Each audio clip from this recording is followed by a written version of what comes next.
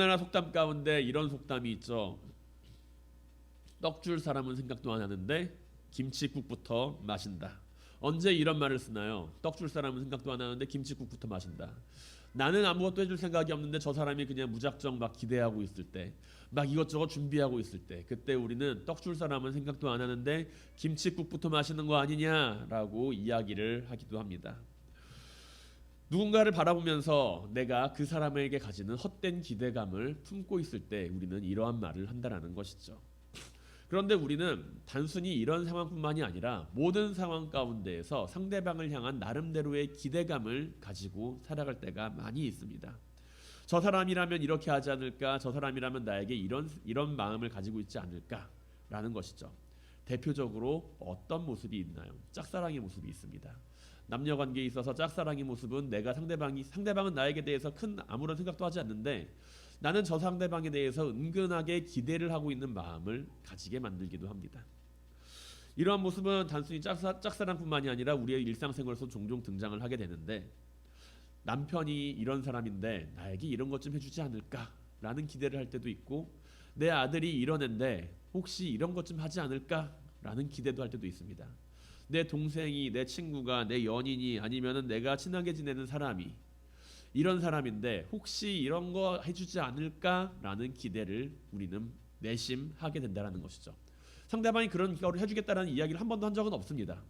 해주지는 그런 이야기를 하진 않았는데 우리는 막연하게나마 그렇게 기대를 하면서 상대방에게 내심 기대감을 품고 살아간다는 것이죠. 이러한 기대감이 성취가 되면은 내심 기쁩니다.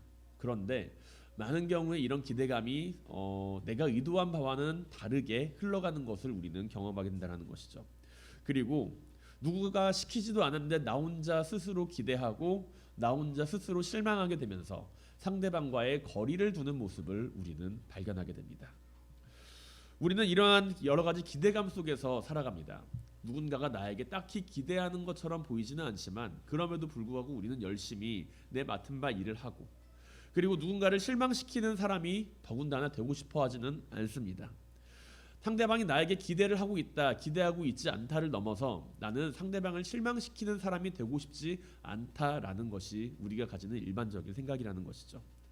물론 모든 일에 있어서 상대방의 기대에 상대방이 원하는 바에 다 부응하면서 살아가겠다라는 이야기는 아닙니다. 하지만 최소한 나는 상대방을 실망시키는 일은 하지 않는 편이 좋다라고 우리는 생각을 하고 있다는 것입니다. 만약에 길을 가다가 어떤 사람이 이야기를 한다고 생각을 해보세요. 나는 당신에게 아무것도 기대하고 있지 않아요 라고 이야기를 한다면 우리는 갑자기 화들짝 놀라면서 저 사람이 도대체 무슨 말을 하는 거야? 저 사람을 내가 알고 있나? 여러 가지 생각을 하게 될 겁니다. 그리고 기분이 썩 좋지는 않겠죠. 저 친구는 누군데 나를 한 번도 본 적이 없으면서 나에게 아무런 기대도 하지 않는다라고 이야기를 한다는 거야 라고 이야기 저 미친 거 아니야? 라고 생각을 할 겁니다. 만약에 그것보다 조금 더 친분이 있는 사람 친한 친구나 아니면은 뭐 가족이나 아니면 연인이나 아니면은 뭐 내 선생님이나 그런 분들한테 이야기를 듣습니다. 나는 당신에게 아무런 기대도 없어요. 나는 당신에게 아무런 기대감도 가지고 있지 않습니다. 라고 이야기를 듣는다면 기분이 어떨까요? 상당히 나쁘겠죠. 내가 저 사람에게 이런 존재밖에 안 됐는가? 라고 생각을 하면서 상당히 기분이 나쁘고 언짢을 수가 있습니다. 어쩌면은 내가 가지고 있는 해야 할 일에 대해서 저 사람이 내가 하는 일 가운데 저 사람을 실망시킨 게 무엇이지? 라고 생각을 하게 될 수도 있고 그리고 내가 저 사람에게 대해서 저 사람의 욕구를 충족시키기 위해서 그 일을 한 건 아니지만 이러한 평가를 받아야 되는가? 라고 생각을 할 수도 있다는 것입니다. 물론 우리는 누군가의 기대감에 늘 맞춰서 행동하며 살아가지는 않습니다. 하지만 최소한 우리가 이 세상을 살아가면서 우리는 누군가의 시선을 의식하며 살아가고 그리고 그 시선 안에서 상대방을 향한 기대감을 갖기도 하고 상대방에게 나름대로의 기대를 받으면서 살아간다는 것은 늘 부정할 수가 없는 사실이라는 것입니다. 그리고 이 기대감이 어긋나거나 깨지게 되거나 어그러지게 될 때 우리는 상대방과의 거리가 멀어지는 것을 경험을 하게 된다는 것이죠. 친한 친구, 사랑하는 연인 사이 왜 싸우고 왜 헤어지고 왜 다투게 될까요? 내가 상대방에게 기대했는데 상대방이 그 기대치에 요구하지 못하거나 내가 기대하고 있는 바를 전혀 눈치채지 못하고 있을 때 우리는 사소한 일로도 말미암아 마음이 상하기도 하고 그리고 다툼을 경험을 하기도 합니다. 내가 믿었던 친구에 대한 기대감이 실망으로 바뀌고 내가 사랑했던 연인에 대한 기대감이 서운함으로 바뀌게 될 때 사람들은 이별을 경험하고 상처를 경험하게 된다라는 이야기이죠. 오늘 본문을 바라보면 우리는 주님을 찾아온 무리들에 대하여 주님께서 계속 이야기를 하고 있는 것을 바라보게 됩니다. 오병이어의 사건을 통해서 주님을 만난 무리들과 주님과의 이야기가 계속 진행이 되고 있다는 것이죠. 요한복음에서 이제 오병이어라고 하는 그 사건은 뒤에 나오는 주님께서 자신을 소개하는 생명의 떡이라고 하는 그 이야기를 위한 빌드업 과정에 속한 부분입니다. 그래서 이 무리들이 하는 그 모습과 주님께서 자신이 생명의 떡이라고 하는 그 말씀에 대하여 소개하는 것을 통하여서 주님께서는 자신이 누구인지에 대하여 사람들에게 밝히 보여주시고 계신다라는 것이죠. 무리들은 오병이어의 사건을 통해서 주님을 만납니다. 그리고 주님의 모습을 목격합니다. 주님을 열정적으로 따라다닙니다. 그런데 주님께서는 자신들이 기대하는 왕이 아니라고, 너희가 기대하는 왕은 내가 아니다 라고 이야기를 합니다. 무리들은 주님을 왕으로 세우려고 하지만 주님께서는 그 자리를 피하셨다라는 것이죠. 무리들은 주님께서 이야기하는 가운데 내가 너희에게 줄 떡이 있다 라고 그 이야기를 듣게 되었을 때 그들은 이야기를 합니다. 주님, 나에게 그 떡을 주셔서 영원히 배고프지 않고 배고프지 않도록 나에게 그 떡을 주세요 라고 이야기를 합니다. 그런데 주님께서는 그 떡은 다름이 아니라 나야 라고 이야기를 하시죠. 이 말을 들었던 무리들은 얼마나 실망을 했을까요? 주님께서는 자신을 생명의 떡으로 무리들에게 말씀하시는데 이 대답은 모인 무리들을 당황시키기에 충분했다는 것입니다. 그렇기에 41절에서 무리들은 주님을 향하여 다음과 같이 기록을 하죠. 자기가 하늘에서 내려온 떡이라 하심으로 유대인들이 예수에 대하여 수근거렸더라 라고요. 저 사람이 뭔데 자기가 하늘에서 내려온 떡이라는 거야 라는 이야기를 계속했다는 이야기입니다. 주님은 왜 자신을 생명의 떡이라고 이야기를 하고 계실까요? 주님은 어떤 분이시며 우리는 과연 주님께 어떠한 기대감을 품을 수가 있을까요? 생명의 떡이라고 말씀하시는 주님 앞에서 우리가 기대하는 것과 주님께서 주시고자 하는 것이 다른 모습으로 다가온다면 우리는 주님께 실망을 할 수도 있습니다. 우리가 주님께 실망하지 않기 위해서는 주님이 누구이신지에 대하여 알아야 합니다. 그렇기에 오늘 생명의 떡으로 자신을 말씀하시는 주님의 말씀을 통하여 우리가 함께 주님에 대하여 조금 더 알아가는 시간이 되고자 합니다. 35절을 보게 되면 주님께서는 자신을 향하여 생명의 떡이라고 소개를 하시면서 중요한 특징 두 가지를 말씀하시죠. 내게 오는 자는 결코 줄이지 않을 것이다. 그리고 나를 믿는 자는 영원히 목마르지 않을 것이다 라고요. 우리는 앞서 이것과 비슷한 이야기를 들은 적이 있습니다. 바로 사마리아 수가성에서 만난 한 여인과의 대화에서 이 여인에게 주님께서는 비슷한 맥락의 이야기를 하셨다라는 것이죠. 이 여인도 또한 주님을 향하여서 나에게 물을 주시옵소서 이야기를 할 때 주님께서는 이 여인을 향하여 내게서 솟아나는 물을 마시는 자마다 결코 목마르지 않을 것이다 라고 이야기를 하시며 자신이 생명을 줄 수 있는, 영원한 생명을 줄 수 있는 영생수를 줄 수 있는 분이라는 것을 여인에게 이야기를 합니다. 그리고 오늘도 비슷한 맥락으로 내게 오는 자는 결코 줄이지 않을 것과 나에게 믿는 자는 영원히 목마르지 않을 것이라고 이야기를 하고 계시죠. 이스라엘 백성들은 광야에서 모세를 통해 자신들의 조상을 먹이신 하나님에 대하여 알고 있었습니다. 이스라엘 백성들이 먹었던 하늘에 만나는 그들에게 무척 특별한 양식이었죠. 하늘에서 하나님의 내려주신 큰 은혜, 그 은혜를 먹고 자신들의 조상은 광야에서 생활을 하였다라는 그 기억은 이스라엘 백성들에게 있어서 하나님의 은혜를 구하는 삶을 살아가게 하였을 것입니다.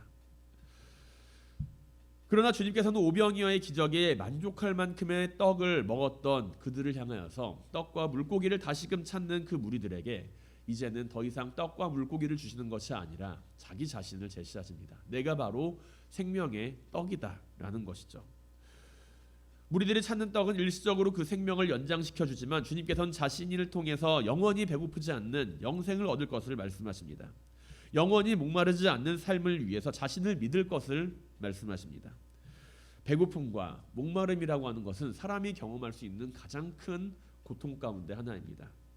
사람은 배고픔이라고 하는 그 굶주림에 처하게 되면은 눈에 보이는 게 없게 된다라는 것이죠.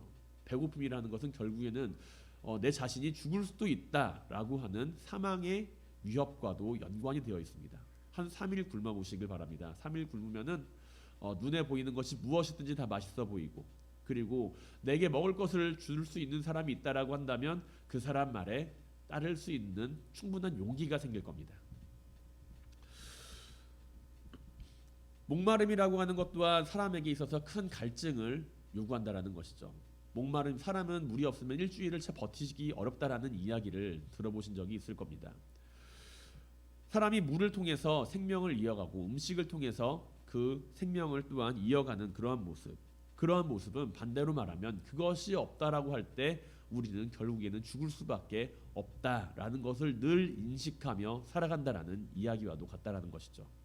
내가 하루하루 밥을 먹고 있지만, 내가 하루하루 매일매일 마실 물을 마시고 있지만, 그것을 통해서 내 생명을 연장하며 살아간다는 것은 결국에는 그것이 없으면 나는 죽을 수밖에 없는 존재다라는 이야기와도 같습니다. 그리고 우리가 알다시피 이 배고픔과 주림에 대한 가장 큰 첫 번째 이야기는 창세기 2장에서 시작하는 것을 우리가 알 수 있습니다. 아담과 하와가 하나님을 통하여서 하나님께 범죄하고 난 후에 에덴 동산에서 수고하지 않아도 먹을 수 있었고, 그들은 에덴 동산에서 자신의 굶주림에 대해서 걱정하지 않았었지만, 그들은 하나님 앞에서 범죄한 이후에 하나님께로 말미암아 너희가 땅을 일구고 얼굴에서 땀이 흘러야만 먹을 것을 수확할 수 있을 것이다 라는 말씀을 듣게 되죠. 그리고 그 말씀대로 아담과 하와는 잉태의 고통, 출산의 고통과 노동의 고통에 대해서 노동의 고통을 가지고 먹을 것을 위하여 늘 수고하는 삶을 살아가야만 했습니다. 땅을 갈고 쟁기를 드는 것을 통하여서, 수고함을 통하여서 땅에 속한 결실을 얻어야만 했다라는 것이죠. 그런데 주님께서는 자신에게 오는 이들을 향하여서 배고프지도 않고 목마르지도 않을 것이라고 말씀을 하십니다. 단순히 육신의 배고픔과 당신의 육신의 목마름을 해결하는 것에 그치는 것이 아니라 사람이 가지고 있는 가장 근본적인 공포의 두려움, 죽음을 가져다가 줄 수밖에 없는 그 고통과 그 공포로부터 절대로 너희가 결여되지 않고 살 수 있다라고 말씀을 하신다라는 것이죠. 우리는 왜 배고픔에 대하여 두려움을 느끼나요? 왜 목마름에 대하여 두려움을 느끼나요? 그것은 다름 아니라 내가 죽음을 맞이하게 되었을 때 그로 말미암아 가지게 될 공포와 두려움을 알고 있기 때문입니다. 만약에 내가 죽음이 두렵지 않다라고 한다면, 배고프다고 하더라도 죽음이 두렵지 않다라고 한다면, 목이 마르더라도 죽음이 두렵지 않다라고 한다면, 우리는 먹을 것을 위하여 내 자신을 팔지 않고 마실 것을 위하여 내 양심을 팔지 않을 것입니다. 하지만 우리가 대부분의 경우에 있어서 먹을 것 앞에서, 마실 물 앞에서, 그리고 내 생명을 위협하는 모든 것들 앞에서 내가 무릎을 꿇고 엎드리는 것은 죽음을 맞이하는 그 공포 앞에서 내가 곧 무릎을 꿇고 엎드리는 모습과 같다라는 이야기이죠. 주님께서는 말씀을 하십니다. 나에게 오는 자는 결코 목마르지 않고, 나를 믿는 자는 결코 목마르지 않고, 나에게 오는 자는 절대로 굶주림을 경험하지 않을 것이다. 그 이야기는 결국에는 우리의 존재적인 측면에 있어서 너희가 마주해야 하는 두려움, 사망에 대한 두려움, 그것을 나는 너희에게 극복하게 해주겠다라는 이야기와도 같다라는 이야기이죠. 우리가 먹을 것을 먹고 우리가 마실 것을 마시면서 이 땅 위에서의 생명을 이어가면서 끊임없이 마주하는 그 죽음에 대한 두려움, 그것을 주님께서는 자신께 나아오면 그것을 넘어가게 해주겠다라고 이야기를 하고 계신다는 것입니다. 영원히 배고프지도 않고 영원히 목마르지도 않은 삶, 얼마나 우리는 그 삶에 대하여 사모하며 살아가고 있습니까? 우리가 주님을 바라보면서 마주하는 그 목마름과 우리가 주님을 마주하면서 가지는 그 배고픔은 내 존재론적인 측면이 아니라 결국엔 내가 이 땅 위에서 살아갈 때 조금 더 배부르기 위하여, 조금 더 풍족한 물을 얻기 위하여 우리는 주님께 나아갈 때가 많이 있다는 것이죠.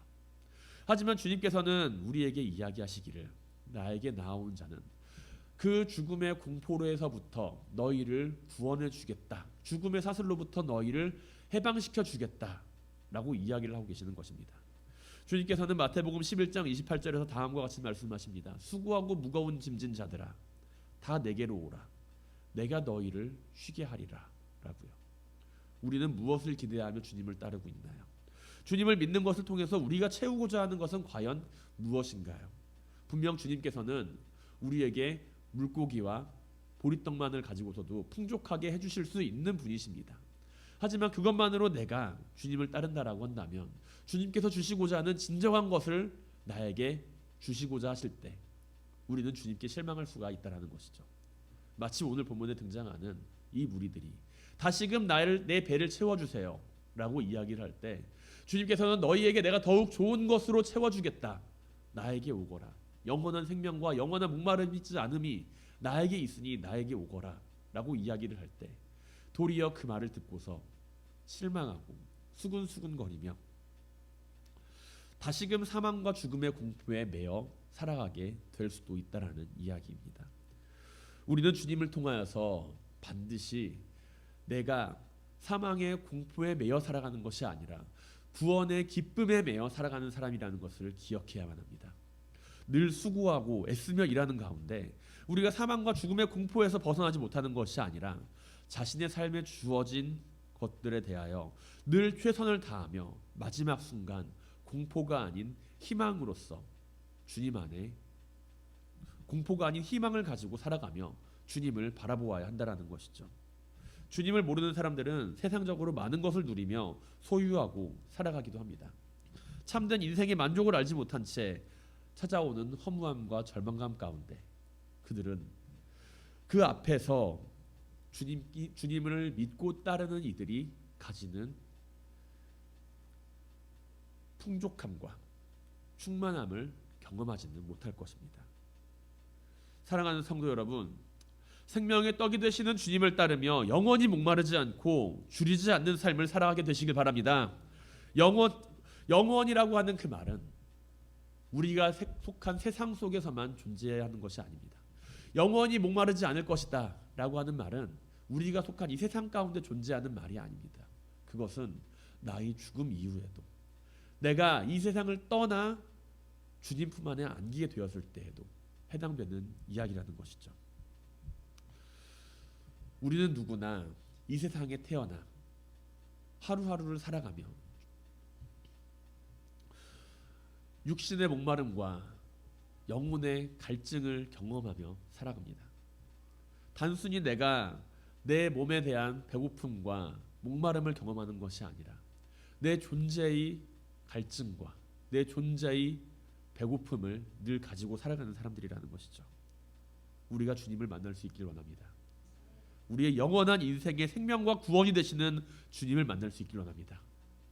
수고하고 무거운 짐진 자들처럼 우리가 세상 속에서 유리하며 방황하는 것이 아니라 내가 짊어진 그 짐을 주님 앞에 내려놓고 주님께 속한 자로서 생명의 떡이 되시는 주님으로 말미암아 영원히 목마르지 않고 영원히 줄이지 않는 축복받은 인생을 살아갈 수 있는 모든 성도님들이 되시기를 주님의 이름으로 간절히 축원드립니다. 주님께서는 모인 무리들을 향하여 36절에서 다음과 같이 말씀을 하십니다. 그러나 내가 너희에게 이르기를 너희는 나를 보고도 믿지 아니하는도다 하셨느니라. 그 자리에 모인 이들은 대부분이 유대인이었겠죠.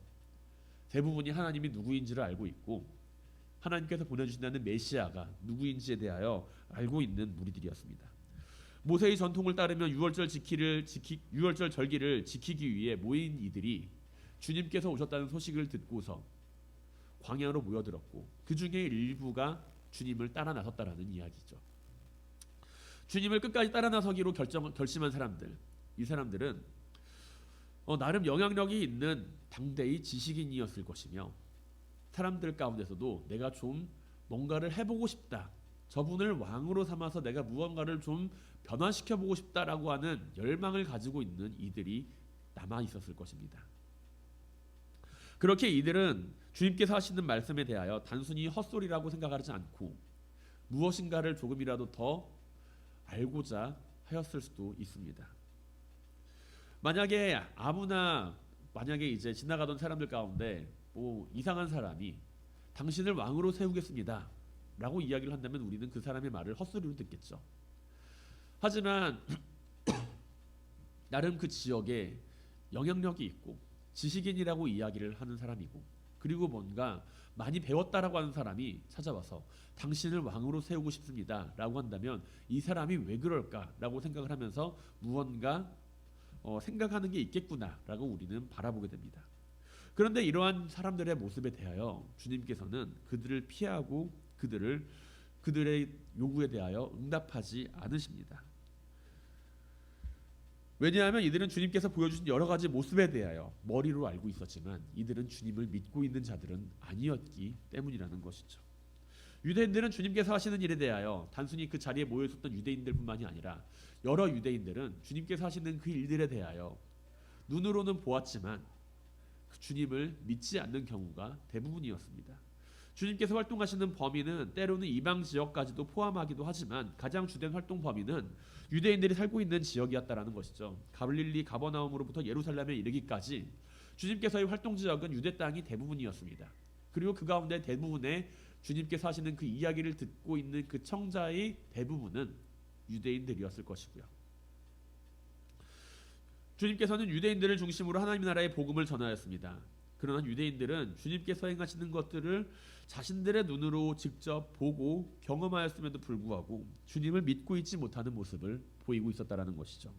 우리는 눈에 보이는 것에 대하여 상당한 의존도를 가지고 살아갑니다. 눈에 보이는 것이 있으면 사물을 분간할 수도 있고 내가 눈에 보이는 것이 있으면 사건과 사고를 미리 파악하고 예방할 수도 있다라고 생각을 합니다.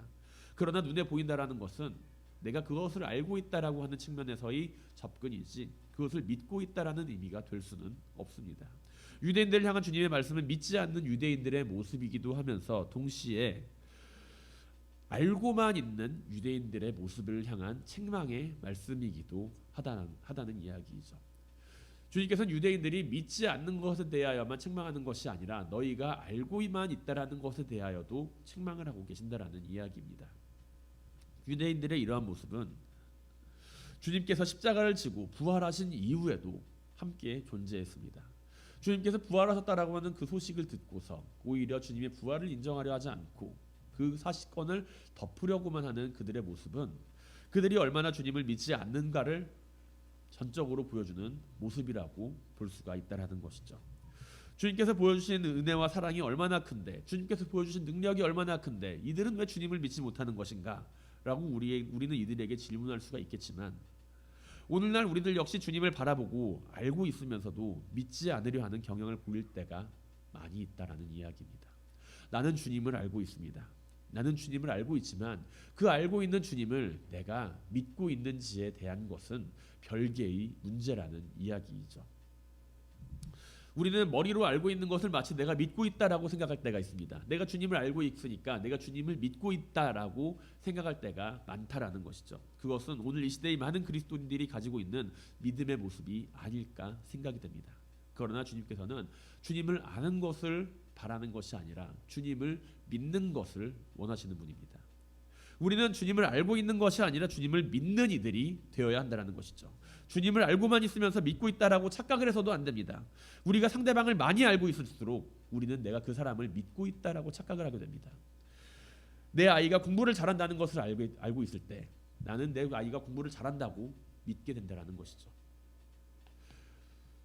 내 친구가 사업에 성공했다는 것을 알고 있을 때 우리는 그 친구에 대하여 내가 그 친구에 대해서 나름대로 내가 믿고 있다라는 것을 생각하게 된다는 이야기입니다. 연인에 대해서 내가 저 사람에 대해서 많이 알고 있다라고 할 때 그것은 그 사람의 사랑을 대신하지는 않습니다. 우리는 속으로 내가 알고 있는 것에 대해서 상대방에게 기대하며 그것을 통하여서 상대방을 더 씌우는 경우가 있다라는 것이죠. 내가 가지고 있는 그 기대감, 내가 상대방에게 많이 알고 있으면 있을수록, 내가 상대방을 많이 알면 알수록, 머리털부터 발끝까지 많이 알면 알수록, 그 사람의 성격부터 시작해서 집안 내력까지 많이 알면 알수록 내가 상대방에게 기대하는 것도 생기기 마련입니다. 내가 상대방에게 기대감을 가지고 있다는 것은 결국에는 내가 만들어낸 그 기대감을 통해서 상대방을 더 씌워 바라보게 된다는 이야기와도 같고요. 내가 주님을 많이 알고 있다라고 한다는 것, 내가 주님을 많이 알고 있습니다. 그 이야기는 결국엔 내가 알고 있는 그 주님의 모습을 통하여서 주님에 대한 기대감을 가지고 그 기대감을 통하여 주님을 더 씌울 수 있는 모습을 가질 수도 있다라는 이야기와도 같습니다. 내가 아이들을 향하여 기대감을 가지고 있다면, 그런데 내가 아이들을 향하여 기대감을 가지고 있다면 우리는 아이들이 하는 행동에 대하여 실망할 때가 있을 것입니다. 하지만 내가 아이들을 믿고 있다면 우리는 아이들의 행동에 대하여 실망할 이유가 없죠. 내가 부모님에 대하여 기대감을 가지고 있다라고 한다면 부모님의 행동에 대하여 나는 실망할 수도 있을 것입니다. 하지만 내가 부모님을 믿고 있다라고 한다면 나는 부모님의 행동에 대하여 실망하지 않습니다. 내가 사랑하는 연인에 대하여 기대감을 가지고 있다라고 한다면 때로는 그 기대감으로 말미암아 실망할 수도 있을 것입니다. 하지만 내가 그 사랑하는 연인을 믿고 있다라고 한다면 그에게 대하여 실망하는 것이 아니라 신뢰를 가지게 되겠죠. 내가 주님을 바라보면서 기대감을 가지고서 주님을 바라보게 된다면 주님께서 내가 원하는 것을 주지 못하게 될 때 우리는 때로 실망할 수도 있을 것입니다. 하지만 내가 주님을 믿으면서 바라보고 있다라고 한다면 나는 주님께서 내가 원하는 것을 주지 않는다 하더라도 실망할 이유가 되지 않습니다. 주님께서 나에게 더욱 좋은 것으로 채워주실 것을 알고 있기 때문이죠. 우리는 주님이 어떤 분인지를 알고 있습니다. 병든 자를 고치신 주님, 안진뱅이도 일으키시고 눈먼 자도 고치시는 그 주님, 그 주님이 내 병을 고쳐주시지는 않을까? 온천의 만물의 주인이 되시고 처음과 마지막이 되시는 주님, 그 주님이 내 인생을 뭔가 더 평탄하게 만들어주시지는 않을까? 처음이자 마지막이 되시며 십자가에서 우리를 구원하신 그 주님, 그 주님을 내가 알고 있으니 주님께서 나를 구원해 주시지 않을까? 막연한 기대감 속에서 우리는 주님을 바라보게 된다는 것이죠. 만약에 그것이 이루어지지 않는다라고 한다면 우리는 주님을 향하여 어떠한 마음을 가지겠습니까? 우리는 주님을 향하여서 내가 가지는 기대감이 아니라 주님을 향한 믿음의 눈으로서 주님을 바라보게 되어야만 할 것입니다. 내가 주님께 기대하기 때문에 주님께서는 나를 구원해 주시는 분이 아니라 내가 주님을 믿고 있기 때문에 주님께서는 우리를 구원해 주시는 분이십니다. 주님께서는 모인 무리들이 원하는 말을 들어주지 않으십니다. 모인 무리들이 원하는 말을 들어주지 않으며 오히려 이들에게 생명의 떡으로서 자신을 말씀하십니다. 이들에게 지금 필요한 것은 떡이 아니라 영원한 생명에 대한 말씀이었기 때문이죠.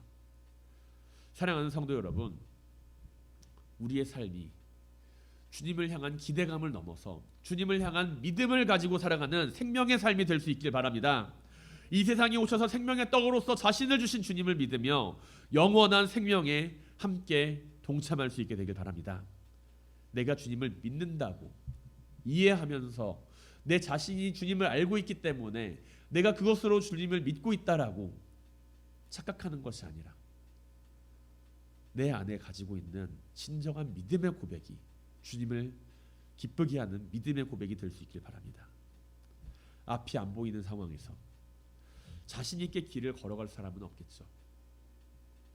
눈앞에 무엇이 있을지 모르기 때문입니다. 두 눈을 감고 여기서 집에까지 걸어가라고 한다면 아무도 그 길을 걸어갈 수가 없을 겁니다. 그토록 수십 번 왔다 갔다 하고 걸어갔던 그 길이지만 우리는 더듬더듬 찾아가며 그 길을 찾아가야 될 뿐이죠. 하지만 우리가 두 눈을 감고 걸어가도 내 손을 잡고 걸어가 주시는 분에 대한 확신을 가지고 있다면, 그분을 향한 믿음을 가지고 있다라고 한다면 우리는 어떠한 상황 가운데서도 내가 넘어지지 않을 것이다라고 하는 마음을 가지고 살아가게 될 것입니다. 때로는 때로는 내가 넘어져도 나를 일으켜 주실 분이 있다. 우리의 인생 가운데 한 치 앞도 모르는 그 인생 가운데 우리가 주님을 따라 살아갈 수 있게 되길 바랍니다.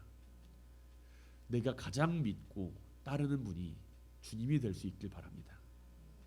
내가 주님을 향한 믿음과 신뢰를 가지고 살아간다면 우리는 하나님의 뜻을 따라 행하시는 주님, 그 주님의 모습을 따라 주님과 함께 살아간다라고 한다면 우리는 결코 쓰러져도 영원히 쓰러지지 않고 넘어져도 영원히 넘어져 있지 않으며 언젠가 하나님과 함께 동행하는 그 기쁨의 순간을 함께 누리며 살아가게 될 것입니다. 우리가 언제나 예수 그리스도로 말미암아 영원한 생명의 평안함을 누리며 살아가는 모두가 될 수 있기를 주님의 이름으로 간절히 축원드립니다.